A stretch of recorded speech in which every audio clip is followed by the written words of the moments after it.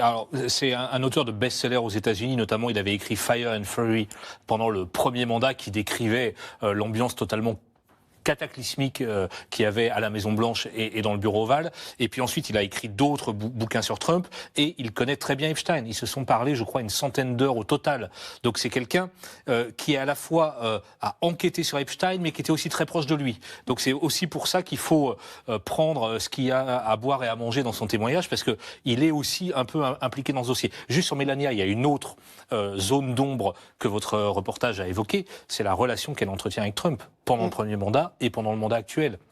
Vous savez, pendant le premier mandat, on a même dit elle a passé un contrat avec lui pour rester à la Maison-Blanche. Là, maintenant, ils semblent un peu plus proches, on les voit plus souvent ensemble, etc.